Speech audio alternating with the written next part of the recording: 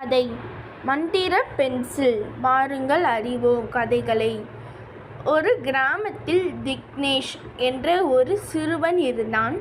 அவனுக்கு ஓவியம் வரைவது ரொம்ப பிடிக்கும். ஒரு நாள் அவன் பள்ளியில் இருந்து வீட்டுக்கு போகும்போது பாதையில் ஒரு பழைய பென்சில் கிடைத்தது. அது சாதாரண பென்சில் கிடையாது. மாதிரிதான் இருந்தது, ஆனால் அது சாதாரண பென்சில் கிடையாது. விக்னேஷ் அதை எடுத்துக்கொண்டு வீட்டுக்கு போய் ஒரு ஆப்பிள் வரைந்தான்.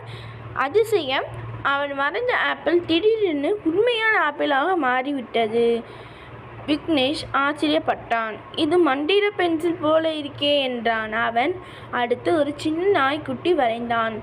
அதுவும் உயிரோடு குதித்து ஓட ஆரம்பித்தது. ஆனால் விக்னேஷ் ஒரு நல்ல பையன்.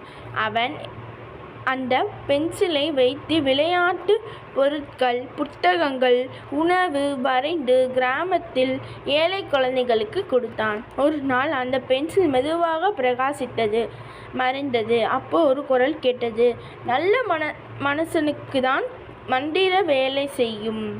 அந்த நாள் முதல் விக்னேஷ் புரிந்து கொண்டான், உண்மையான மாயாஜாலம் நல்ல மனுஷன்தான். கதையின் பொருள், நம்மிடம் நல்ல மனசு இருந்தால் அது ஒரு பெரிய மாயாஜாலம் போல மற்றவர்களுக்கு உதவும்.